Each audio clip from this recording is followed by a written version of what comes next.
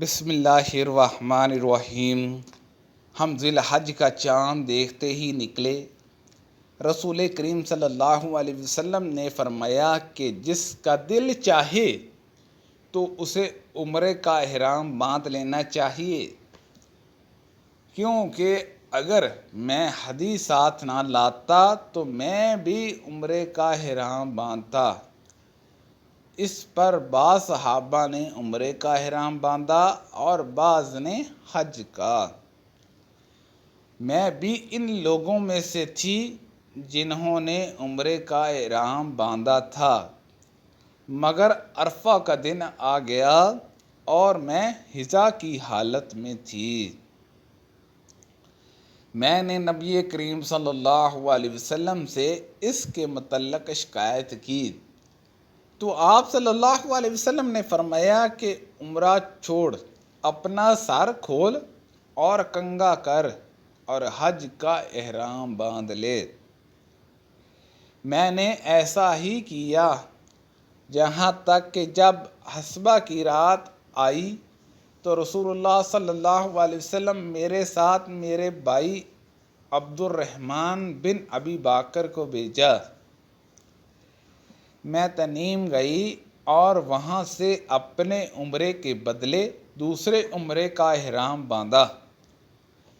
حشمہ نے کہا کہ ان میں سے کسی بات کی وجہ سے بھی نہ حدی واجب ہوئی اور نہ روزہ اور نہ صدقہ۔ تنعیم حرم سے قریب 3 میل دور ایک مقام کا نام ہے۔ آپ صلی اللہ علیہ وسلم نے فرمایا کہ رحم مادر میں اللہ تعالیٰ نے ایک فرشتہ مقرر کیا ہے۔ وہ کہتا ہے، اے رب اب یہ نطفات ہے، اے رب اب یہ علقات ہو گیا ہے، اے رب اب یہ مضغات ہو گیا ہے۔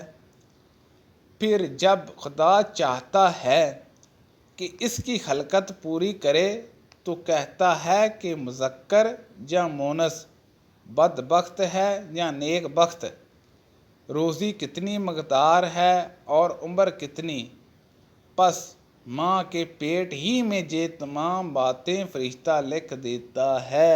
سبحان اللہ عز و جل۔ ہم نبی کریم صلی اللہ علیہ وسلم کے ساتھ حجۃ الوداع کے سفر میں نکلے۔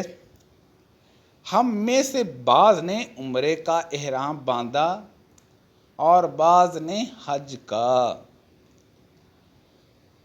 پھر ہم مکہ آئے اور ان حضرت صلی اللہ علیہ وسلم نے فرمایا کہ جس نے عمرے کا احرام باندھا ہوا ہو اور ہدی ساتھ نہ لایا ہو تو وہ حلال ہو جائے، اور جس نے عمرے کا احرام باندھا ہوا ہو اور وہ ہدی بھی ساتھ لایا ہو تو وہ ہدی کی قربانی سے پہلے حلال نہ ہوگا، اور جس نے حج کا احرام باندھا ہو تو اسے حج پورا کرنا چاہیے۔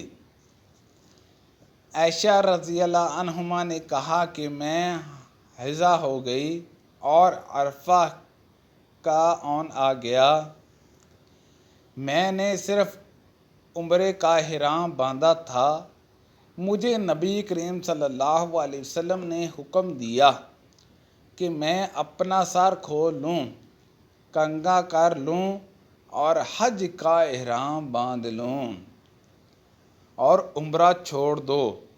میں نے ایسا ہی کیا اور اپنا حج پورا کر لیا۔ پھر میرے ساتھ ان حضرت صلی اللہ علیہ وسلم نے عبد الرحمن بن ابی بکر کو بھیجا اور مجھ سے فرمایا کہ میں اپنے چھوڑے ہوئے عمرے کے عضو تنعیم سے دوسرا عمرہ کروں۔ فاطمہ بنت ابی حبشہ کو استحاضہ کا خون آیا کرتا تھا، تو انہوں نے نبی کریم صلی اللہ علیہ وسلم سے اس کے متعلق پوچھا۔ آپ صلی اللہ علیہ وسلم نے فرمایا کہ یہ رگ کا خون ہے اور حضا نہیں ہے۔ اس لیے جب حضا کا دن آئے تو نماز چھوڑ دیا کر، اور جب حضا کے دن گزر جائیں تو غسل کر کے نماز پڑھ لیا کر۔ جس زمانے میں ہم پاک رہتے ہیں، حضا سے کیا ہمارے لیے اسی زمانے کی نماز کافی ہے؟ اس پر عائشہ رضی اللہ عنہما نے فرمایا کہ کیا تم حرور یہ ہو؟ ہم نبی کریم صلی اللہ علیہ وسلم کے زمانے میں حضا ہوتی تھی اور آپ ہمیں نماز کا حکم نہیں دیتے تھے۔ جہاں حضرت عائشہ رضی اللہ عنہما نے یہ فرمایا کہ ہم نماز نہیں پڑھتی تھی، میں نبی کریم صلی اللہ علیہ وسلم کے ساتھ چادر میں لیٹی ہوئی تھی کہ مجھے حضا آ گیا، اس لیے میں چپکے سے نکل آئی اور اپنے حضا کے کپڑے پہن لیے۔ رسول کریم صلی اللہ علیہ وسلم نے فرمایا کیا تمہیں حضا آ گیا ہے؟ میں نے کہا جی ہاں۔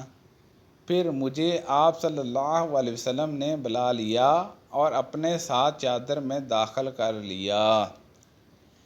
زینب نے کہا کہ مجھ سے سلمہ نے بیان کیا کہ نبی کریم صلی اللہ علیہ وسلم روزے سے ہوتے اور اسی حالت میں ان کا بوسہ لیتے، اور نبی کریم صلی اللہ علیہ وسلم نے ایک ہی برتن میں جنابت کا غسل کرتے۔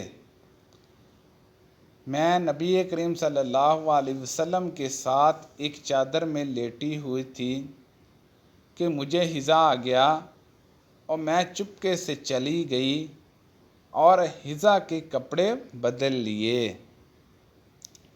آپ نے پوچھا کیا تجھ کو حضا آ گیا ہے؟ میں نے کہا جی ہاں۔ پھر مجھے آپ نے بلا لیا اور میں آپ کے ساتھ چادر میں لیٹ گئی۔ سبحان اللہ عز و جل۔ اللہ پاک سے دعا ہے کہ اللہ پاک ہم سب کو قرآن اور حدیث کے مطابق غسل کرنے کی توفیق عطا فرمائے۔ اللہ پاک ہم سب کو صحت و تندرستی عطا فرمائے۔ آمین بجاہ النبی الامین صلی اللہ علیہ وسلم۔